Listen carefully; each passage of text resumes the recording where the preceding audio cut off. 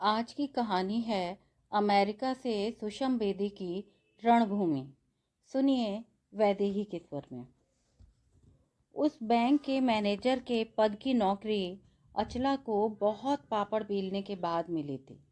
Eric के साथ उसकी दोस्ती ही एक तरह से यह नौकरी दिला गई थी, पर एरिक को वह बांध न पाई। उसे नौकरी दिलाकर वह एक तरह से अपने रिश्ते की जिम्मेदारी या कर्तव्य से मुक्त हो गया था। वह अचला खूबसूरती से, उसके आकर्षक व्यक्तित्व, उसके चुलबुलेपन और चटकीली बातों पर मुग्ध तो था, पर विवाह जैसी संस्था में न तो उसका विश्वास था, न ही 3-4 तलाकों के बाद उसके बारे में भ्रम बचा था। इसलिए एक शरीफ और तहजीबदार इंसान के नाते वह अचला का पूरा इंतजाम करके एक दूसरे शहर में तबादला करवा के चला गया था। अचला भीतर कहीं टूटी तो थी, पर फिर भी एक बार तलाक लेने के बाद अब सारे के सारे रिश्ते स्थायित्व की परिभाषा के बाहर हो गए। रिश्तों का मतलब था जिंदगी को आगे बढ़ाना, कहीं और पहुंचना, कुछ और पाना। रिश्ता अपने आप में कोई मंजिल नहीं रही थी। हाँ, किसी मंजिल पर पहुंचने का रास्ता भर ही बन सकता था। उसका खुला, निर्बंध और प्रभावशाली व्यक्तित्व तथा बातचीत का चुस्त अंदाज ऐसे कई रास्ते अक्सर मुहैया करा देता था। फिर 44 की उम्र में भी वह 30-32 से ज़्यादा की नहीं लगती थी। तभी तो पति इतना ईर्ष्यालु और भयभीत था कि हर वक्त उसे बांधे ही रहना चाहता था। पर अचला बांधे जाने पर और भी कसमसाती और रस्सा तोड़ाकर भागने की कोशिश करती। 18 बरस की उम्र में बेटा पैदा होने के कुछ दिन बाद ही उसने पति से कहा था, मैं तो बोर हो गई घर में पड़े पड़े, फिल्म दिखाने ले चलो ना। सास ने इस बात पर खूब भरा बुरा सुनाया। तब अचला कसमसाती रही और गुस्सा उस नन्ही सी जान पर निकालती रही, कभी उसे अपने दूध से वंचित करके तो कभी अपने आप से। सास कुड़ती और पोते को अपने अंक में समेट लेती। कुछ बरस बाद अचला सास से रास्ता तोड़ाकर पति के साथ अमेरिका पहुंच गई थी। यहाँ उसे कोई रोकने टोकने वाला तो था नहीं। मन होता तो घर पर रहती या फिर निकल जाती। बेटा किसी तरह बड़ा हो ही गया, एक बेटी भी हुई। बेटी के होने तक अचला बच्चों की आदी भी हो चुकी थी, इसलिए बेटी को माँ की सास के प्रति खींच उस तरह से नहीं सहनी पड़ी जैसे उसके भाई को। लेकिन पति की शिकायतें दिन ब दिन बढ़ती ही जा रही थीं और आखिरकार अचला को रिश्ता तोड़ना ही पड़ा। खूब खुली तबीयत की थी अचला। आराम से खुलकर चुगल करना या मर्दों की ठरक का ऐसा मीठा जवाब देना जिसमें ना स्वीकार हो ना अस्वीकार, न बीवी को चोट पहुंचे न मियाँ को, यह सब सलीका उसे खूब आता था। अकेली जो रहती थी, सलीका न होता तो रोज रोज मिलने वाले मर्दों से कैसे निभाती। फिर हर किसी मर्द को अपने करीब तो आने नहीं दिया जा सकता। गुस्सा दिखाओ तो भी जल्दी भाग जाते हैं। सो ऐसा तरीका अचला ने इजाद किया था जिससे सांप भी मर जाए और लाठी भी ना टूटे। मर्द उसके इर्द गिर्द मक्खियों की तरह भिनभिनाते थे, पर पास जाकर छूने छेड़ने की हिम्मत किसी को भी नहीं थी। यूं यह बात नहीं कि वह कोई छुई मुई थी कि पास आने से या छूने से मुरझा जाती, पर छूने वाले के पास आने वाले कोई कोई ही होते। जो जो उम्र बढ़ रही थी, रिश्ते के स्थायित्व की मांग भी बढ़ती जा रही थी और अचला को अब वह असंभव सी लगने लगा था। पर मन की मांग तो अपनी जगह थी ही। जब से वह इस बैंक में आई थी, उस पर एकदम से काम का खूब बोझ डाल दिया गया था। बैंक के वाइस प्रेसिडेंट ने अपने दोस्त की सिफारिश पर अचला को नौकरी भी इसीलिए दी थी कि ऐसे प्रभावशाली व्यक्तित्व वाली महिला अपने रौब से इन सारे बहुसंस्कृति वाले कर्मचारियों से काम ले पाएगी। बैंक में पैसा बचाने का दौर चल रहा था, इससे कुछ एक कर्मचारियों को निकाल दिया गया था। अचला को जिम्मेदारी सौंपी गई थी कि किसी तरह वह इन बचे हुए कर्मचारियों से ज़्यादा काम ले, ताकि पहले से कम लोग होने पर भी बैंक का काम ढीला ना हो। अचला पूरे जी जान से इस काम में लग गई। उसने देखा कि बैंक के सारे कर्मचारी मूलतः सुस्त थे और काम करने में उनकी कतई रुचि न थी। इसी से बैंक घाटे में जा रहा था। उसने बैंक के वाइस प्रेसिडेंट से सलाह लेकर कुछ नए नियम बनाए और उन्हें लागू करने लगी।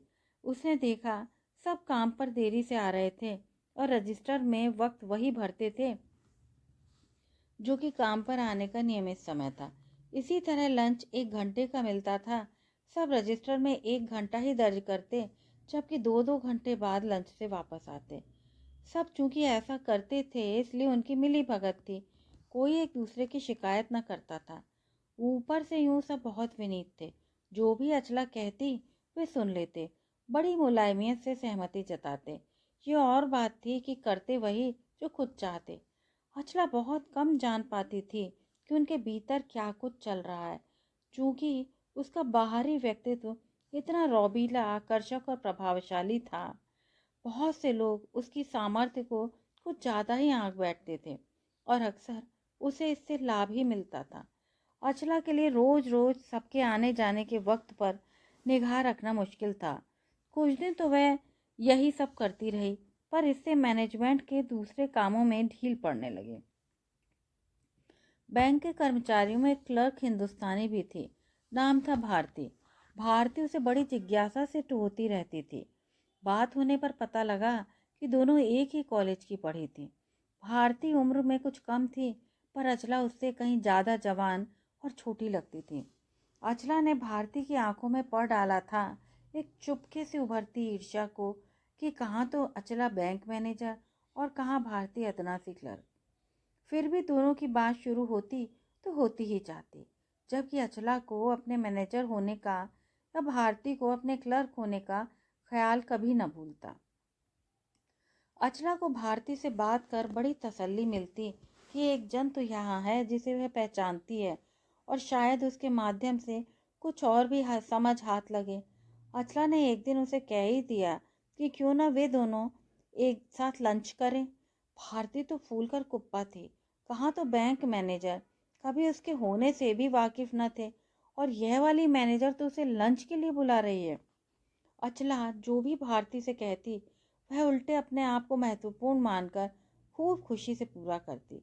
धीरे धीरे कौन कितने बजे आता है और कितने बजे का रजिस्टर में हस्ताक्षर करता है, इस सब की सूचना भारती ही अचला तक पहुंचाने लगी। भारती से अचला मित्र की तरह व्यवहार करने लगी थी। इसी से जो भी अचला कहती वह उसमें कोई उज्र न समझती। यहाँ तक कि भारती रोज घर से खाना बनाकर लाने लगी और दोनों अचला के ही कमरे में साथ बैठकर खाना खाने लगी। अचला इस खाने के घंटे का बड़ी बेताबी से इंतजार करती, जैसे कि किसी बच्चे को नए मिलने वाले खिलौने से खेलने का इंतजार रहता है। इसी खाना खाने के वक्त ही भारती दफ्तर से फ्लोर पर होने वाली सारी बातें अचला को सुना जाती। अचला को जैसी जिज्ञासा भारती से दफ्तर के कर्मचारियों के बारे में होती थी, भारती को वैसी ही जिज्ञासा अचला के व्यक्तित्व को लेकर होती थी। वह ढेरों सवाल पूछती। पति, परिवार, बच्चे, नौकरी कैसे मिली? अचला जवाब देती। आखिर कुछ तो कीमत उसे भी चुकानी ही थी भारती की सूचनाओं की, पर अपने बारे में वह खबर देती पूरे सेंसर के साथ। फिर भी उसने इतना तो भारती को बता ही दिया था कि पति से उसका तलाक हो चुका है, 2 बच्चे हैं, एक बेटी और एक बेटा। बेटी पढ़ती है और नौकरी करती है, अलग रहती है। बेटा पहले बाप के साथ रहता था, अब नौकरी के बाद वह भी अलग शहर में रहने लगा है। पति कुछ बीमार रहता है, इसलिए जल्दी रिटायर होकर अपने घर में ही रहता है। अचला खुद अलग अपार्टमेंट लेकर रहती है। पर अचला को भारती का इस तरह खोद खोद कर उसके निजी जीवन के बारे में पूछना पसंद नहीं था। अचला ने मन में सोचा था कि इस महिला को वह अपने घर पर कभी नहीं बुलाएगी। चाहे यूं भी दोनों घंटों तक एक दूसरे से गुफ्तगू कर सकती थी, और भारती ने उसे अपने घर और करीबी रिश्तेदारों की सारी रामायण सुना डाली थी। पर अचला का पहला पति कौन था, या उसके बाद वह किस किस के साथ रही है, और हिंदुस्तान में वह किस परिवार से आई है, ऐसा कुछ उसने बहुत चतुराई से भारती से छिपा लिया था। हर किसी के पास सूचनाओं के टुकड़े ही थे। अगर घर और बाहर के साथ मिलकर बैठ जाएं तो टुकड़े जोड़कर एक तस्वीर भी बन सकती थी। अचला को लगता कि क्यों ये वह तस्वीर बनाने का मौका दे। यूं ही टुकड़ों में अधूरापन या गुप्त रहस्यमय सा कुछ बना रहे तो शायद वह बची रहेगी। बस इतना ही तो चाहिए था उसे, खुद को दूसरों की अपेक्षाओं से बचाकर अपने ढंग से अपनी जिंदगी गढ़ना। विवाहित रहते हुए कितना असंभव था अपनी मर्जी से जीना। हर रोज हर छोटी छोटी आज़ादी के लिए जंग करना पड़ता था। अब अपनी जिंदगी, अपने समाज के नियामक वह खुद है। भारती की सूचनाओं का फायदा काफी हुआ था उसे, और इससे वह दफ्तर में कड़ा अनुशासन रखने में सफल हो गई थी। दो एक बार तो उसने कर्मचारियों को रंगे हाथों झूठा वक्त भरते पकड़ लिया था। वाइस प्रेसिडेंट ने तो कहा कि वह उनके खिलाफ फाइल तैयार करे ताकि इस तरह उनको बैंक से निकाला जा सके। यूं अचला को खुद इन लोगों से कोई लेना देना नहीं था। दूसरे की नौकरी छीनने को जिम्मेदार बनने में उसे झिझक होती थी, पर अपनी नौकरी को बरकरार रखने के लिए उसे यह सब करना ही था। वरना दफ्तर में नियम लागू करने में जो समय और ताकत लगती थी, उससे वह मानसिक तौर पर बड़ी थक जाती थी। बैंक में उसके अधीन लोग अब उसे संदेह की निगाह से ही देखने लगे थे, और भारती के सिवा और किसी भी माताहत से उसकी खुली बात न होती थी। पर साथ ही मन में इस ताकत का उसे सुख भी मिलता था। खासतौर से भारती तो उसकी इस समझ से बेहद प्रभावित थी और उसे और भी ज्यादा दफ्तर की गप्पें सुना डालती थी।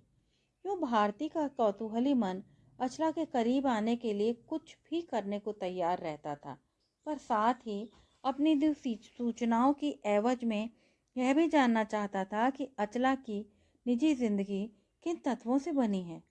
दूसरे पुरुषों की क्या जगह है वहाँ?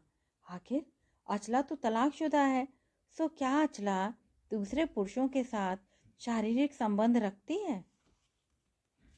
अचला ने बड़े आराम से कह दिया, उसमें क्या है, क्या भारती नहीं रखते? आखिर 34-35 की उम्र में आते आते कोई ना कोई पुरुष दूसरी जिंदगी में आ ही जाते हैं।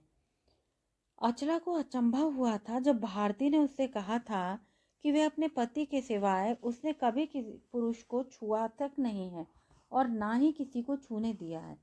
तब अचला ने यह भी सोचा कि भारती में सच कहने की हिम्मत भी नहीं होगी। आम हिंदुस्तानी औरतें ऐसी बातें किसी से नहीं कहती। भारत में रहते हुए अचला भी शायद कभी न कहती, पर इतने सालों से यहाँ रहते हुए वह इस मामले में खुल गई है, क्योंकि उसकी अमरीकी सहेलियां खुलकर अपने पुरुष मित्रों के बारे में बातें कर लेती हैं।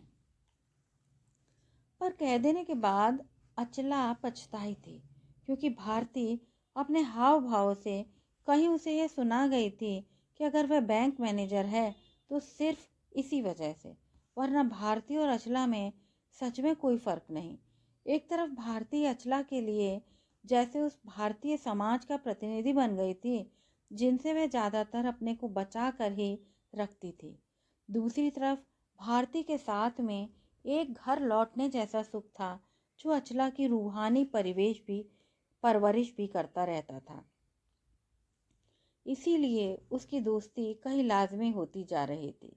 पर वहीं अचला को यह भी लगता कि भारती जैसी दकियानूसी औरतें हिंदुस्तानी नारी की पवित्रता की लीक को पकड़े न कभी खुद आगे बढ़ेंगी न दूसरे को बढ़ने देंगी। शायद उसकी मानसिक थकान की वजह यह भी रही होगी कि भारती उसके भीतर के एक ऐसे अंश को छेड़ जाती थी जो अभी भी हमेशा दुखता रहता था, और वह था अचला का अपने परिवार और खास तौर से अपने पति और बेटे के संबंध। अचला ने अपने पति को खुद छोड़ा था, पर जिस तरह की बंदिशें उसके पति ने उस पर लगा रखी थी, अचला का तो जीना मुहाल था। कभी रात को देर से आओ तो सवाल जवाब, कभी कहीं बाहर जाओ तो डांट फटकार। पति चाहता था कि अचला बस उसकी और उसके घर की बनी रहे। अचला को अपना आप भी चाहिए हो सकता है, यह बात उसकी समझ में ही नहीं आती थी। वह बार बार उसे यही सुनाता रहता, तू अब वैसी नहीं रही, यहाँ आकर बहुत बदल गई है। अचला चिढ़ जाते, बट डू यू मीन? मैं अभी भी वही हूँ, बस वहाँ कुछ करने का मौका नहीं मिलता था, न टाइम होता था। हाँ, फुर्सत भी है और मौका भी। घर की बंदिशें अचला की बर्दाश्त से बाहर थीं। रोज रोज वही दिनचर्या, ऊब, एक रास्ता, बेचैनी। तभी अचला ने एक दिन नौकरी करने का फैसला कर लिया था। बस नौकरी के बहाने बाहर निकलती तो पति का सामना करने से बचने के लिए और भी देर से घर लौट। रोज रोज तकरार शुरू हो गई। पति बोला, नौकरी करने की ज़रूरत नहीं, घर पर बैठो और बच्चों की देखभाल करो। पर बच्चे तो बड़े हो चुके थे। देखभाल का मतलब था दिन भर उनका इंतज़ार, चिढ़न और कुढ़न। आखिर अचला ने घर और बच्चों सभी को एक साथ छोड़ दिया। अब अचला की अपनी स्वतंत्र जिंदगी थी, पर भारती जैसे लोग उसे बार बार अतीत की ओर खींचने लगते। यूं यहाँ की जिंदगी में भारती जैसे लोग एकदम फालतू थे। उनसे रखे रखाए बिना भी आराम से काम चलाया जा सकता था। आखिर ये लोग उसके वर्तमान जीवन में कोई भी अहम भूमिका अदा नहीं करते। बस एक नॉस्टैल्जिया सा ही तो है भारती का साथ, जब चाहे उसे झटका जा सकता है। हमेशा के लिए तो उस नॉस्टैल्जिया में बहा भी नहीं जा सकता। पर भारती को वह चाहे कितना दोष देती रहे, जख्म को छेड़ देने के लिए, जख्म तो उसका अपना ही है। पति को छोड़कर एक बेहतर जिंदगी की सोची थी, पर कोई भी तो पुरुष ऐसा नहीं मिला जो उसके लिए सही हो, जिससे मन भी मिले और अपनी मांगे भी वह पूरी कर सके। ऐसा पुरुष जो उसे मुक्ति भी दे सके और प्यार भी, उसके पहले पति की ही तरह। उसकी हर हरकत, उसकी हर चाल ढाल को मात्र संदेह से ही न देखता रहे। वह सुंदर है, इसलिए वह किसी से प्यार नहीं कर सकती, यह मानना कितना गलत है। यह सच है कि उसे पुरुषों का अपने प्रति आकर्षण सुख देता है और वह उन्हें इससे हटाना भी नहीं चाहती, पर वह उनके प्रति समर्पित भी नहीं होना चाहती। अगर समर्पित होना है तो उस किसी विशेष के प्रति ही होगी, हर किसी के प्रति तो नहीं। क्या कोई भी पुरुष उसके मन की इस स्थिति को समझकर उसे अपना बना सकेगा, उसे प्यार दे ले सकेगा? पर जब भी कोई पुरुष उसके निकट आया, उसे संदेह की निगाह से ही देखता। अचला का मन हिंदुस्तानी पुरुषों से ही मिलता था और उसे मुक्ति के साथ प्यार देने वाला कोई भी पुरुष नहीं मिला। यह बात नहीं कि वह एक से अधिक पुरुषों के साथ शारीरिक संबंध बनाकर रहना चाहती थी, पर मूल रूप से मुक्ति की मांग जरूर करती थी कि किसी की संपत्ति बनकर नहीं रहना है उसे। शायद इसी से पति से तलाक के बाद से ज्यों ज्यों वक्त गुजरता जा रहा था, उसकी किसी सही पुरुष से मिल पाने की उम्मीद धुंधली पड़ती जा रही थी और अकेले रह जाना उसकी जिंदगी की सच्चाई बनती जा रही थी। इधर दफ्तर में हालात बिगड़ गए थे। सब कर्मचारियों को अंदाजा हो गया था कि भारती ही उनके खिलाफ अचला के कान भरती है। उन्होंने आपस में मिलकर मीटिंग की, जिसमें भारती को बाहर रखा गया और इस मीटिंग में अचला के खिलाफ वाइस प्रेसिडेंट को खत लिखा गया कि वह उन्हें स्कूल के बच्चों की तरह अनुशासित करना चाहती है। उन पर देर से आने के झूठे इल्ज़ाम लगाए गए हैं। दफ्तर का माहौल काम करने लायक नहीं रहा। उनका ऐसे कड़े अनावश्यक अनुशासन में दम घुटता है। इस बारे में कुछ किया जाए, वरना वे सब मिलकर यूनियन तक अपनी शिकायतें ले जाएंगे और आखिरी दम तक लड़ेंगे। वाइस प्रेसिडेंट ने खत दिखाते हुए अचला से इस बारे में बातचीत की और हल ढूंढने की हिदायत दी। उनका कहना था, मुझे नहीं पता था कि तुम इस तरह के सख्त नियम लागू कर रही हो। मैं इस मामले में कुछ नहीं कर सकता। तुमको ही कुछ ना कुछ हल खोजना होगा, वरना तुम्हें त्यागपत्र देना पड़ सकता है। कुछ सोच समझ लो, फिर मुझसे डिस्कस करना। अचला ने सोचा था कि ऐसे ऊंचे स्तर की नौकरी मिल गई है तो उसकी ज़िंदगी सुधर गई। दबकर काम करेगी और शामों को मज़े करेगी। पर यह नौकरी तो मुश्किल से साल भर भी नहीं गुजार पाई और फिर कहाँ से खोजेगी काम? इतनी मुश्किल से तो यह नौकरी मिली थी, कहाँ से देगी अपार्टमेंट का किराया और रोज़मर्रा के खर्चे? जब से उसने एरिक के साथ रहना शुरू किया था, अपने बेटे बेटी के साथ भी रिश्ता कट गया था। वे अपने बाप से मिलने हिंदुस्तान चले जाते थे, पर इसी देश में रह रही माँ अब उनसे कोसों दूर हो गई थी। उनसे किसी तरह की उम्मीद करना खुद को ही भुलावा देना था। अपनी छूटती हुई नौकरी का ख्याल अचला को दहशत से भर देता था। कहीं सचमुच ऐसा हो गया तो वह कहीं की न रहेगी, शायद गलियों में ही भटकना पड़ जाए। अगर वह भारती को दफ्तर से निकाल दे तो शायद उसकी अपनी नौकरी बच सकती है। भारती को इतना करीब ले आना गलत बात थी। वाइस प्रेसिडेंट से इस बारे में बात करेगी, पर बेचारी भारती, उसका पति कोई छोटी मोटी नौकरी ही करता है, पैसों की ज़रूरत तो उसे सख्त है। तो अचला क्या करे? फिर से नई नौकरी की तलाश? नहीं, क्या जाने इस स्तर की नौकरी मिले या न मिले। महीना तो देखते देखते गुजर जाता है। कहाँ से लाएगी किराया हर महीने? कहीं से कुछ मिलने का आसरा नहीं। भारती को तो क्लर्की कहीं भी मिल जाएगी। अचला मुस्कुराई, पर उदासी मिटी नहीं। यहाँ से छुट्टी हो गई तो शायद उसे भी कहीं क्लर्क की नौकरी ही मिले। हर बार तो तुक्का नहीं लगता, पर यह तुक्का उसके लाभ के लिए था या बैंक प्रेसिडेंट के। उल्लू तो वही बनी। पहले उसके हाथों दूसरों को निकलवाया, फिर उसी का पत्ता काटने की साजिश। पर इतनी कच्ची गोलियां तो वह भी नहीं खेली। कुछ ना कुछ जुगाड़ तो करना ही होगा। तो कैसे बचाएगी खुद को? खुद को बचा कर रखना अब भी उतना ही मुश्किल क्यों है? सिर्फ हमलावर ही बदले हैं। क्या कहना होगा वाइस प्रेसिडेंट से? बहुत सोच समझकर इसकी तैयारी करनी होगी। अपने मित्र एरिक की सलाह लेंगे, जिसने नौकरी दिलवाई थी। क्या अभी भी उसके मामले में रुचि लेगा एरिक? उसकी कोई नई सखी बात करने देगी उसे एरिक से? लेकिन फिर उसने मंथन किया और वाइस प्रेसिडेंट के समक्ष सारी बात रखने का मन बनाया और बड़ी ही कूटनीति के साथ अचला ने सारी योजना सफाई से समझा दी। तो वाइस प्रेसिडेंट ने उसकी सूझ की दाद दी और कहा, अरे आपने तो बैंक की और भी बचत करा दी। मैं प्रेसिडेंट से आपकी तनख्वाह बढ़ाने के लिए रिकमेंड करूंगा। अचला ने पल भर को चैन की सांस ली थी।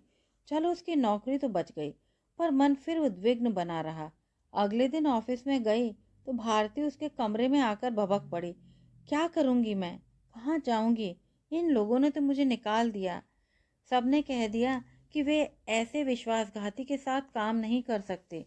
मेरी कॉन्फिडेंशियल रिपोर्ट भी खराब कर दी है। मेरा भला क्या कसूर है इसमें? मैं तो जो आप पूछेंगी वही बताऊंगी। मैंने कोई जानबूझकर किसी के खिलाफ आपके कान तो नहीं भरे। अचला चुपचाप भारती की बात सुनती रही।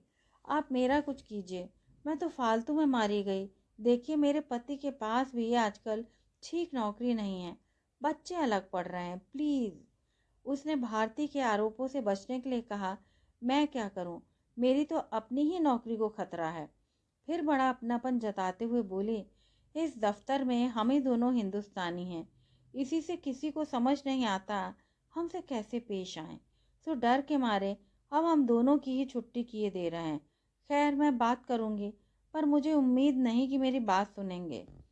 अचला को भारती पर भी तरस आ रहा था, साथ ही ग्लानि भी कि वह उसको झूठा आश्वासन दे रही थी, जबकि उसको नौकरी से निकलवाने की साजिश खुद अचला को ही करनी पड़ी थी। पर न करती तो क्या? या तो उसे खुद निकलना पड़ता या भारती को, वरना दफ्तर के दूसरे कर्मचारियों का विश्वास कैसे जीतती? जिस दिन भारती का आखिरी काम का दिन था, वह अचला कमरे में उससे विदा लेने आई तो भारती की आंखें भर आई थीं। वह रुंधे गले से अचला से बोली, मैं आपके लिए भी काम खोजने की कोशिश करूंगी। आपका तो पति भी साथ नहीं, अकेली हैं, बहुत मुश्किल होगी। अचला का मन भी रुंध गया था। सोच रही थी, इस रणभूमि में उसकी जीत हुई है या हार, या की लड़ाई अब भी जारी है। कहानी सुनने के लिए आप सभी का बहुत बहुत धन्यवाद। यदि आपको यह कहानी अच्छी लगी हो तो कृपया चैनल को लाइक, शेयर और सब्सक्राइब करें।